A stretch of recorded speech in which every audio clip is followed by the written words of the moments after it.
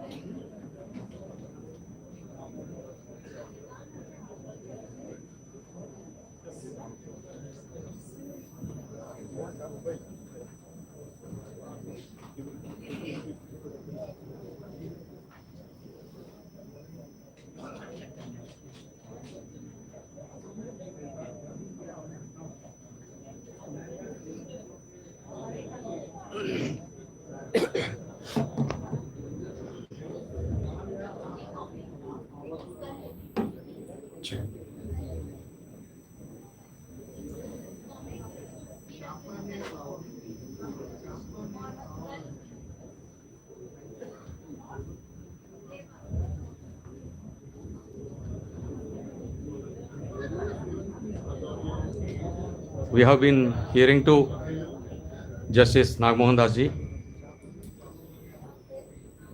I am going to present a song, हबीब जालिब जी का. ये Amanullah Khan sir का बहुत फेवरेट गाना है, दस्तूर.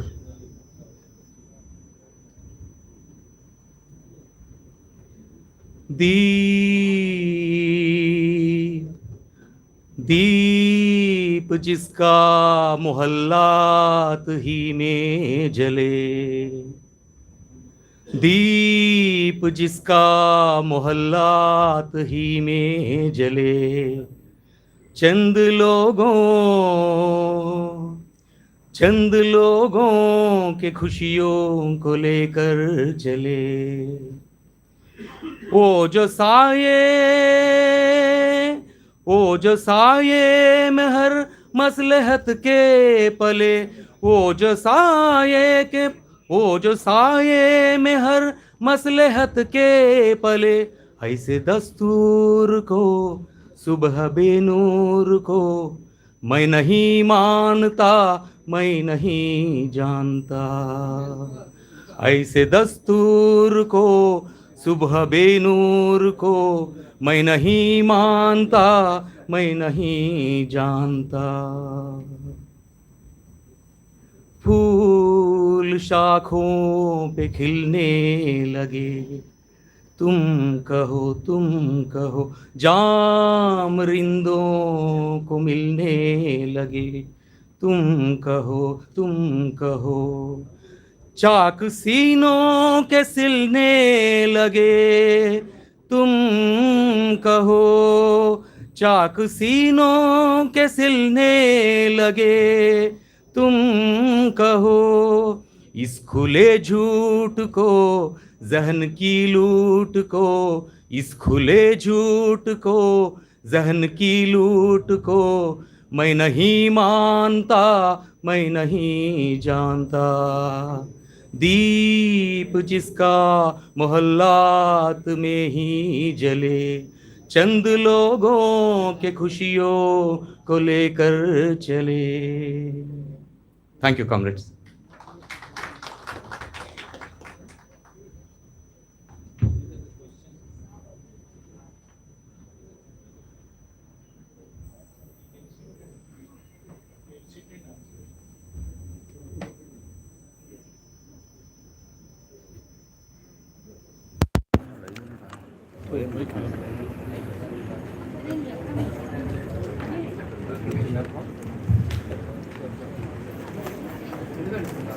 Friends, here is one important question. The question is like this.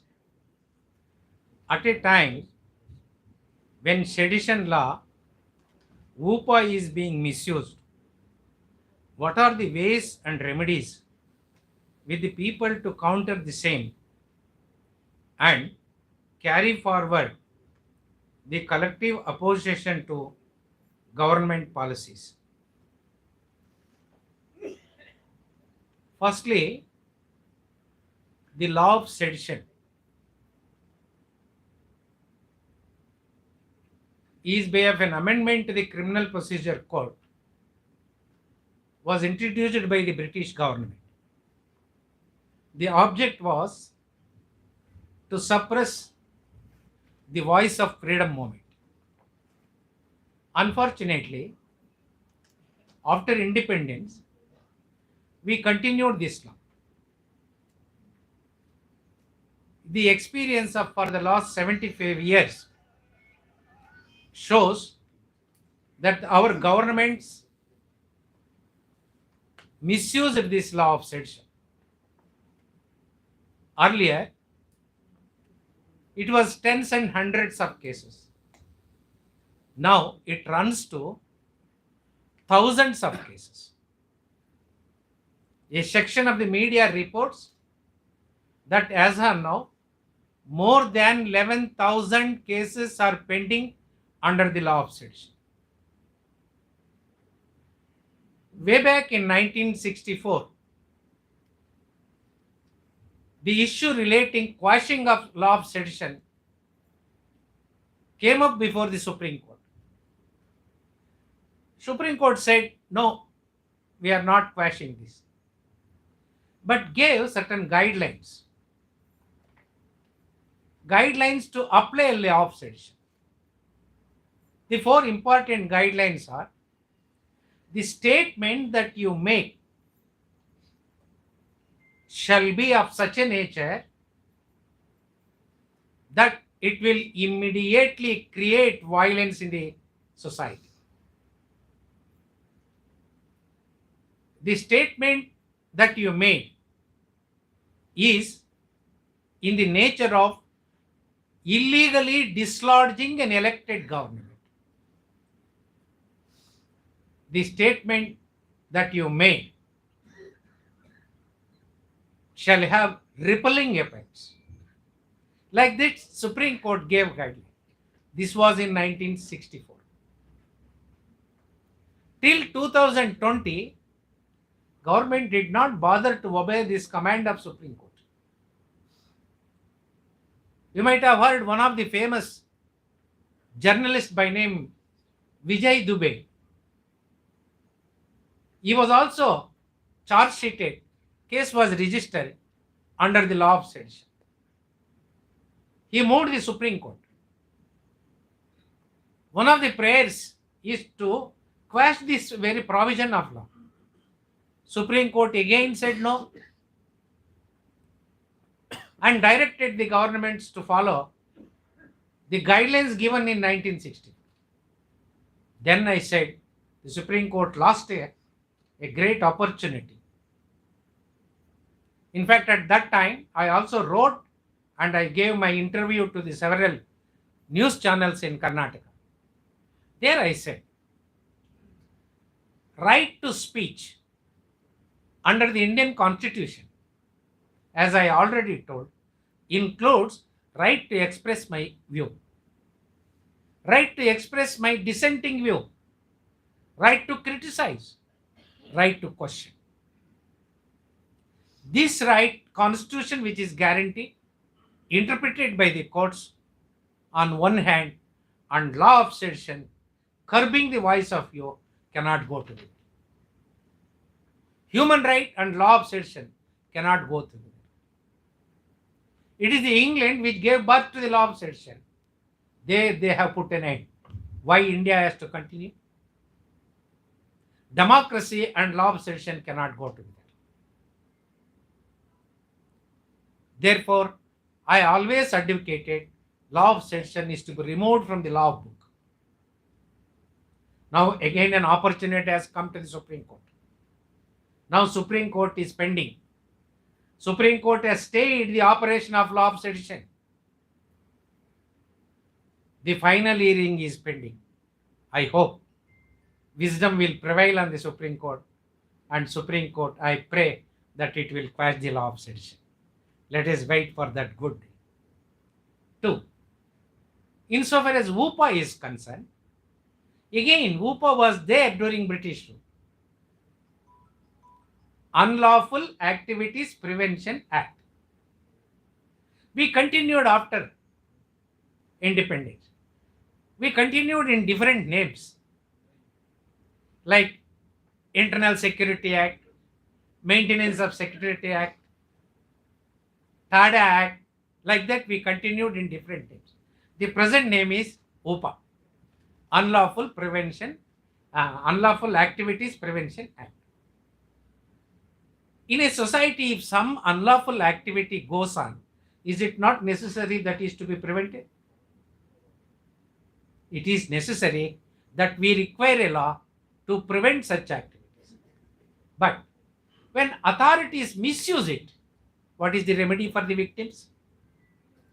Therefore, an accountability is to be fixed. Whoever misuses that law, that element is absent in the present day act. 2. We have got hundreds of examples before us where persons were arrested under WUPA provisions and kept behind the bars. And there are instances where some people have evaporated their entire youth time in jails. Ultimately, it is found that they are innocent. Is it not necessary that those victims who suffered for no fault of them are to be paid compensation? Therefore, victim compensation element is absent in this. Therefore, I want WUPA to be continued with addition of these two elements. Thus, two elements is that victim compensation must be there, officers' accountability must be there, so that the misuse can be substantially prevented. In this way, I express my opinion on sedition law and WUPA law. The other question that is before me is, certain progressive legislations are made ineffective in implementation.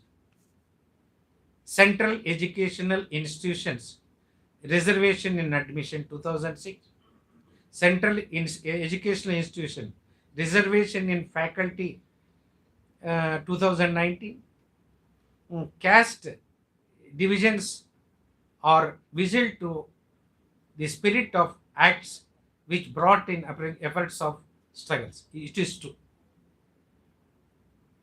We have number of laws. Some time back I went to America.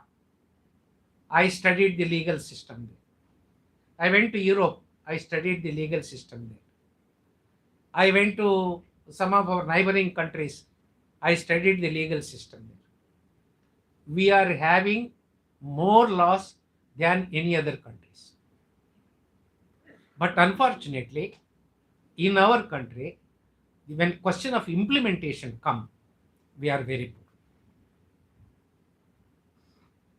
Many a times we don't implement. If at all, if we implement, we half-heartedly implement. And many a times we violate the law that we have brought in. Those examples are before us. This is mainly because of the reason lack of political willingness. Number two, lack of accountability. I give one small example. I was sitting in the High Court on service side.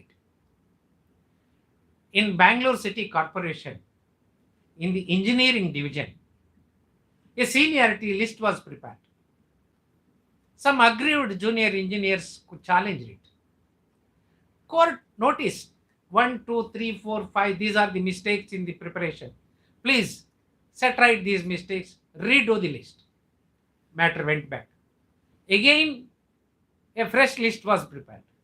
That was again challenged second time in the court. Second time also court noticed 1, 2, 3 mistakes. We redo it. Third time went. Again they did 2 mistakes and prepared a senior. For their unfortunate, it came before me. I noticed it. Then I said, 3 times you have committed mistake. Now, these are the mistakes that you have committed. I noticed 1, 2, 3. I will keep the writ petition pending. I will remind the matter to prepare the fresh list of seniority and produce before me. If I found that there is again a mistake, I will ask the Chief Secretary of the Government of Karnataka to initiate disciplinary inquiry against you, keeping you immediately under suspension. Within 1 month, the list came without any mistake.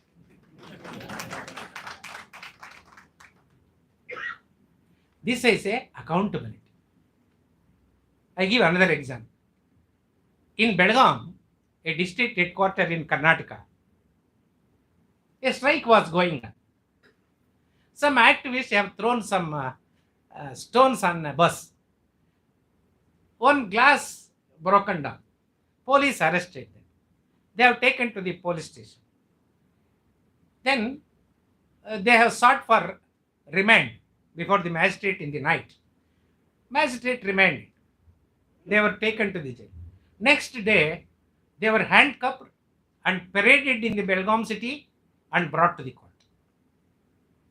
Judge noticed it. Yes, this is against law, against the judgment of the Supreme Court and guidelines framed in the matter of handcuffing.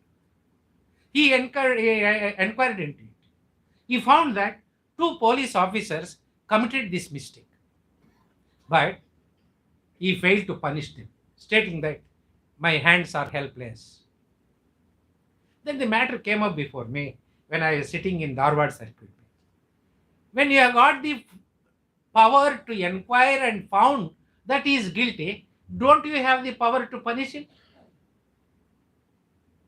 Then I said, I will punish them. I asked them, these police officers have committed mistake. This is the finding of the magistrate. Against that, police officers have not filed any appeal. Therefore, that became final. Only question before me whether compensation is to be paid or not to be paid. Their honor and dignity is affected by parading them, handcuffing them as if a chronic criminals. Therefore, the police are liable to compensate. Then I said, police are liable to compensate, fine. Then, immediate payment is to be made by whom? If recovery is to be made, they have to be recovered in his salary. If he retires, what do you do? Then I said, first, the state government has to pay compensation to the victims. Second, I said, here are two police officers who committed misconduct during their service. Therefore, disciplinary inquiry is to be conducted against. Third, I said, state government to initiate proceedings to recovery that money from those persons, not from the public tax. This is the type of accountability that I fixed in my second case. Therefore, most of the laws in our country suffers from this accountability. Therefore, in every law, every officer is required to be made accountable. Then there will be proper implementation. The other question is, manual scavenger also, and another example, are increasing due to rapid urbanization. Yes, I agree with this. Recently, in the National Law School at Bangalore, I participated in a roundtable conference where we framed certain legal issues, asking the government of Karnataka to regularize the contract labor system in manual scavenging. More than 52,000 employees are working as a power karmikas and safai karmacharis in Karnataka. 90% of them are contract laborers. They are working for the last 7, 8, 9, 10, 12 years. Their services are not regular. The officials brought before us the Supreme Court judgment in case of Uma Devi versus State of Karnataka. Uma Devi case specifies, Supreme Court says that state government cannot make appointments like this and later on cannot regularize their appointments like this. Then I examined and I noticed that in Uma Devi came in 2006. In 2016, Jammu Kashmir state government versus District Bar Association. Supreme Court said 10 years later, Uma Devi is not a law on the question of a state government framing a scheme for regularization. State government is empowered to frame a scheme to regularize as a one-time measure these unfortunate workers who are doing for just 8 to 10,000 rupees. Quoting that, I suggested in that conclave to the government of Karnataka to frame a scheme first, regularize who are already working there.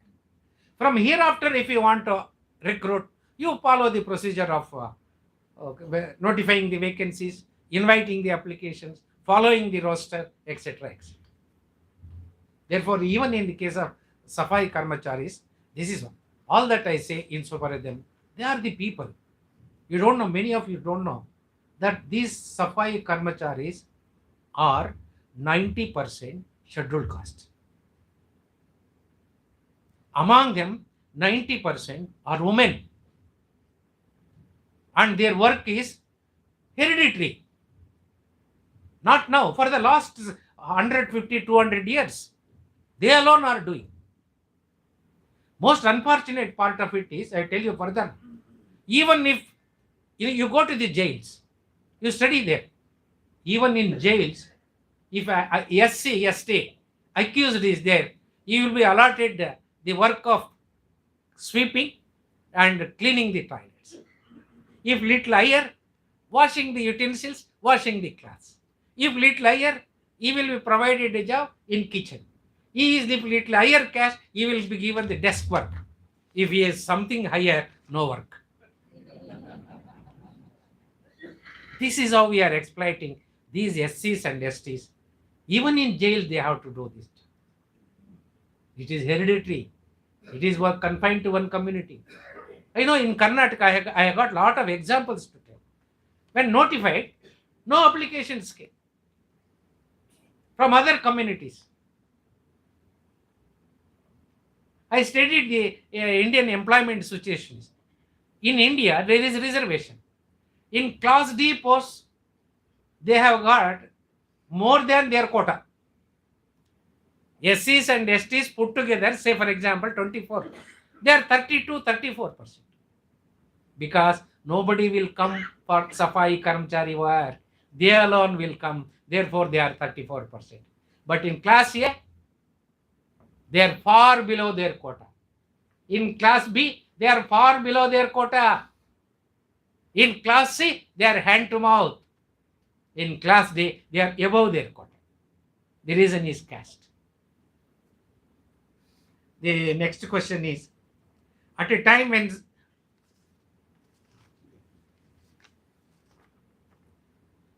what is fact behind Madras Hindu Religious Endowment Act? This act gives state government full right to control Hindu temples. A new agenda is in the air that church and masjids are free to use their fund, wherein Hindu temples are controlled by the court, the government. Is section 30 of the constitution supplementary to this? No, it is not like this.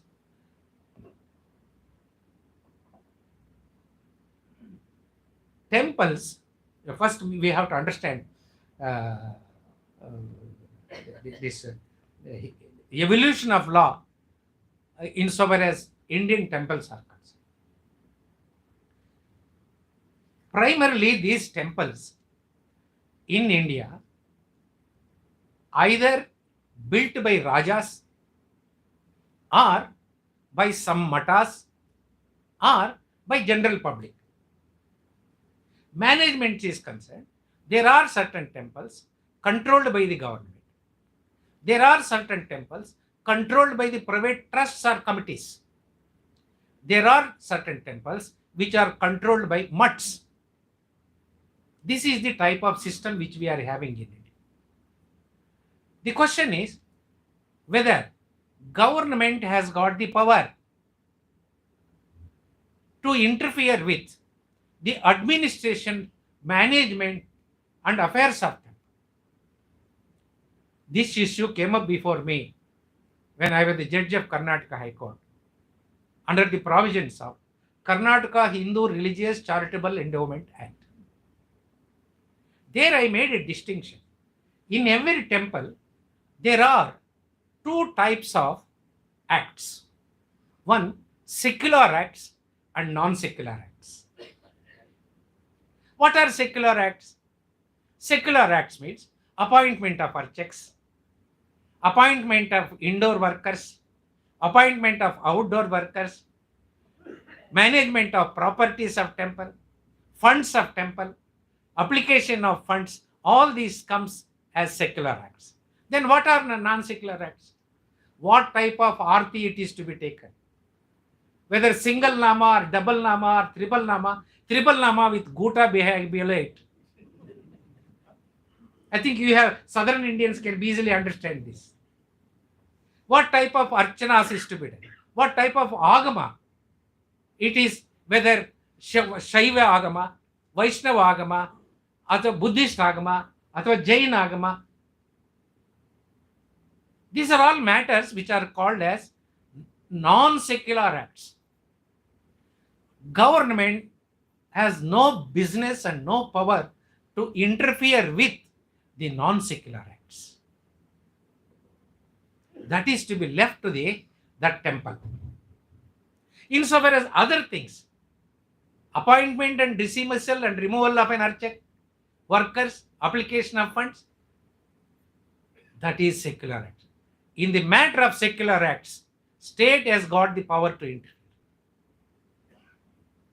When a temple is open to the public, when its doors are open to the public visit, public contribute, it gains the character of a public in nature. In such a situation, if there is misapplication of funds, misappropriation of funds, misuse of properties, misuse of funds collected there, then government has got the power to interfere. This has been done, not now. Even earlier to the constitution, Rajas and Maharajas have interfered in the secular acts of the temple. In non-secular acts, no, you have no business.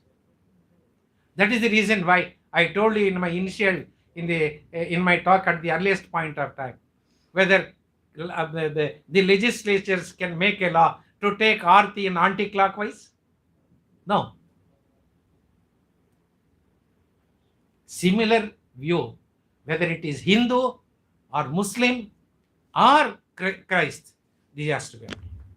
In fact, there is one place, a most controversial and disputed place in Karnataka, that is Baba Budangiri.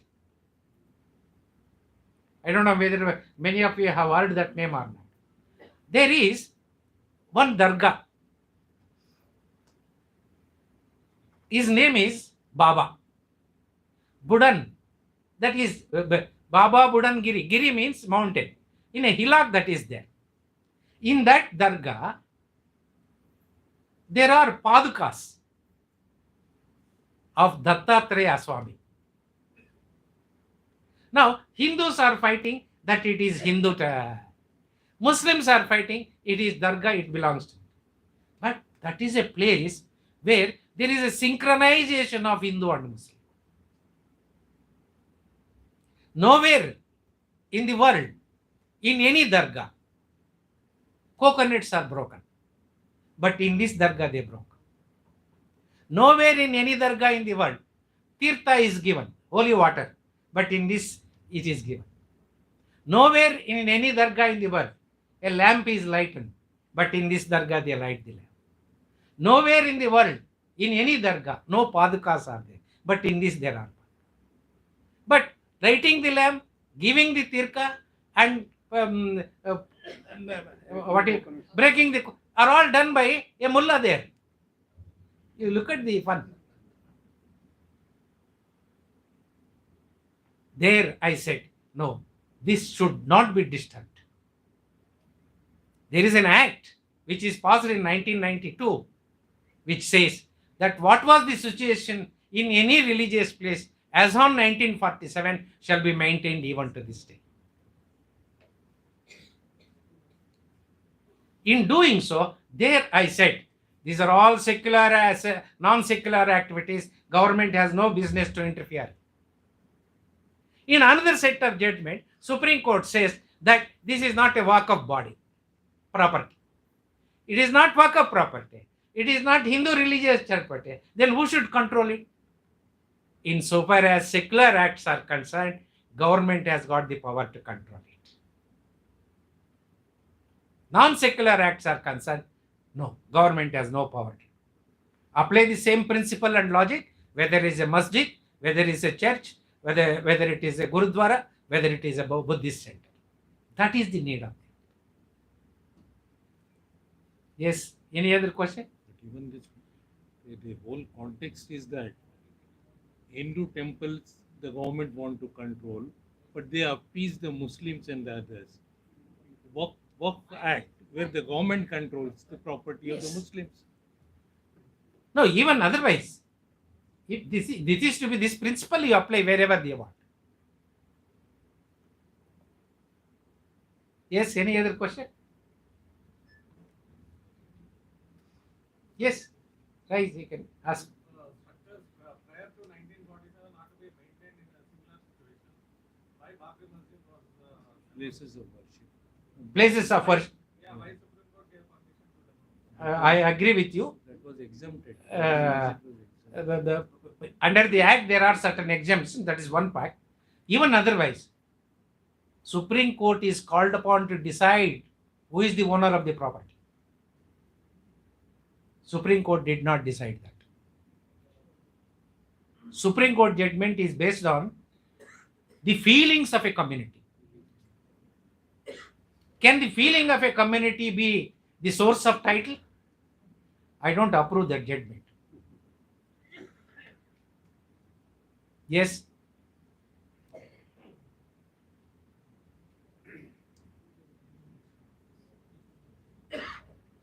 One question. Please. Uttar Pradesh government has demolished the houses of protesters. Who is responsible to rebuild these houses of the people whose houses have been bulldozed?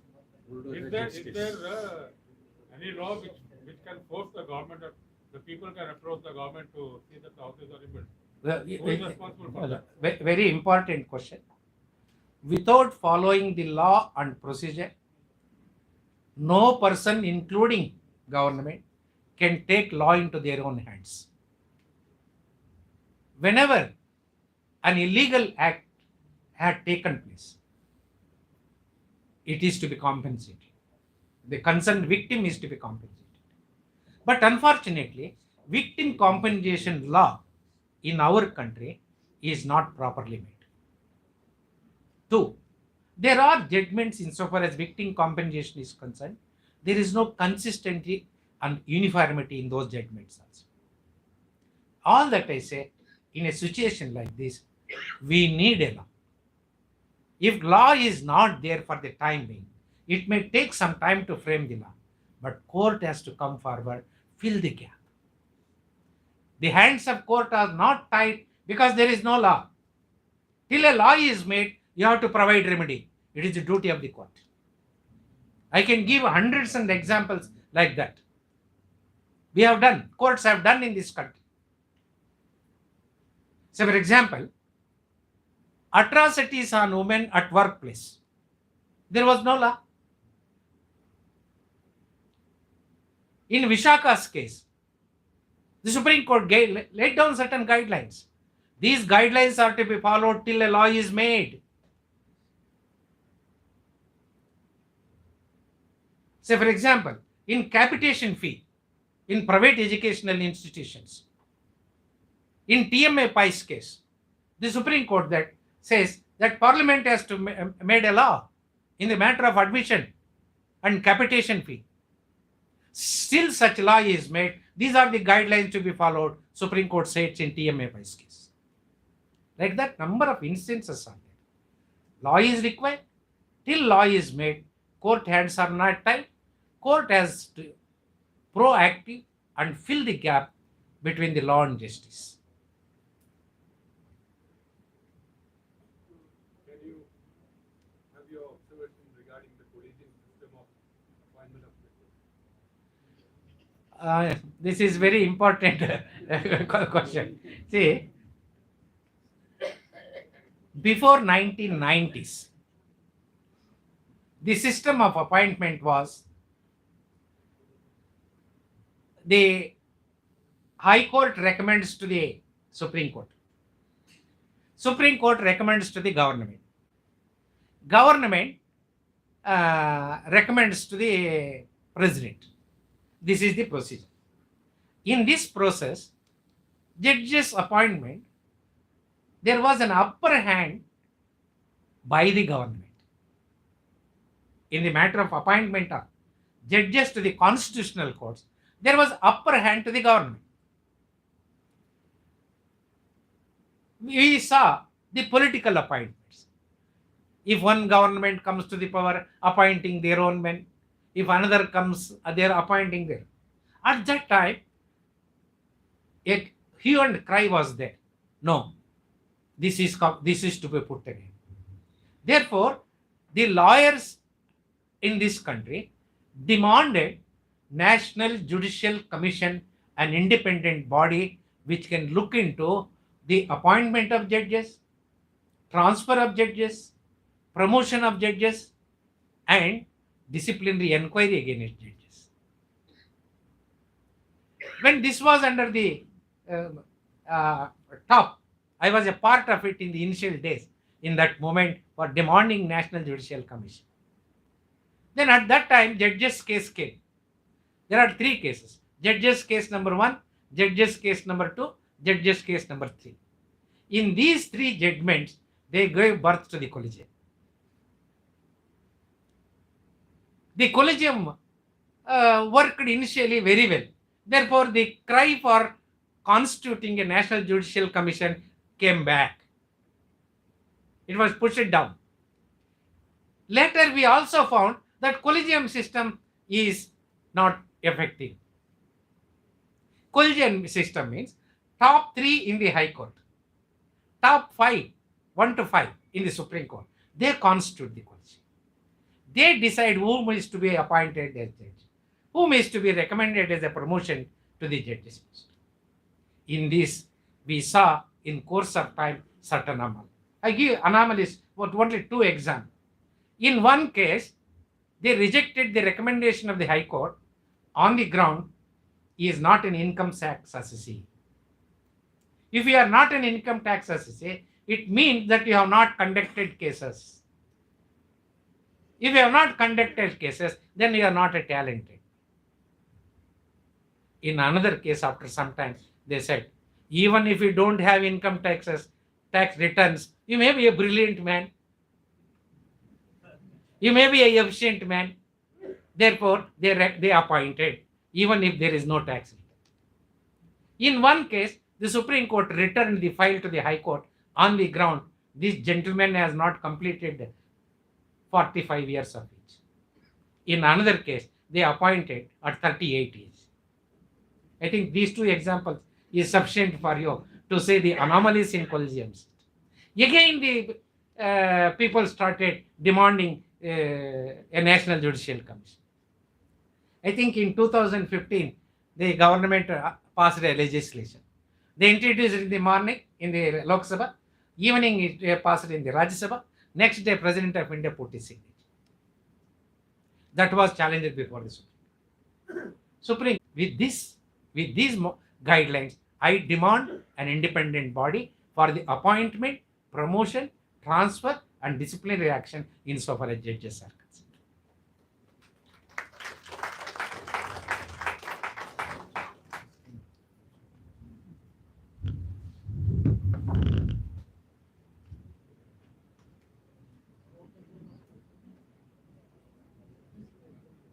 Thank you, comrade. It has been really a very fruitful session.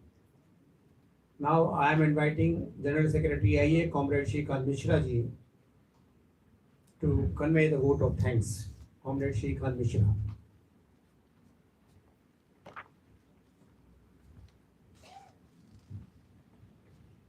Comrade President, Honorable Justice H.N. Nagamohan Das ji and my dear comrades. It has been a very good educative session.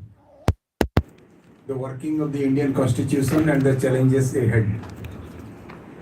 All of us certainly kept attention to the deliberation of Honorable Justice H.N. Nagamohan Das ji. So I am reminded of a very interesting story, rather, an incident. Sometime after the independence of India, one French writer, André Malraux, he asked Pandit Nehru what has been the most difficult or most challenging job for you in independent India. Pandit Nehru, for a while, he remained silent, and then he replied, creation of a just society through just means. And probably the idea to create a just society through just means that independent India has been trying, or had been trying rather, to do through the constitution. But then the way Justice H.N. Nagamohan Das told us, the statutes in the statute book or the rules in the rule book, by themselves they are neither good nor bad. The question is how these rules are put into practice. That is a big question. And he reminded us through his deliberations one of the famous writings of the great philosopher and writer Bertrand Russell, where he compares democratic rights given in the Constitution to the process of releasing of hot air-filled balloons into the sky. Now, when these hot air-filled balloons are released into the sky, normally we look up and look at the sky in amazement. But before you fathom how high they are going up, the balloon gets burst up. So these rules in the Constitution Bertrand Russell says these are as good or as bad as the hot air filled balloons. And Justice Das, in his own inimitable and brilliant way, he explained to us as to how the working class movement in particular has to struggle so that these rules in the constitution or this constitution in our body polity, this is utilized for the maximum social advantage, especially for the poor and downtrodden in the Indian society. It has been really a very exhilarating session, a very educative session, and we feel not only the comrades present here, but thousands of insurance employees, leaders and activists of fraternal organizations, those who have been watching the live streaming of this program, they will stand to benefit. And not only they will stand to benefit, we are confident because both the sessions we have been observing, I mean, the presentations have been extremely good, but still better has been the interactive session. So we are extremely thankful to Justice Das. He not only spoke or he not only gave an outstanding presentation, but his presentation, it gave sufficient material, sufficient provocation so that the intellectual curiosity of our comrades was aroused. So that is the biggest contribution of his presentation. So thank you very much, sir. We thank you very much from the members of the All India Insurance Employees Association. Now I would request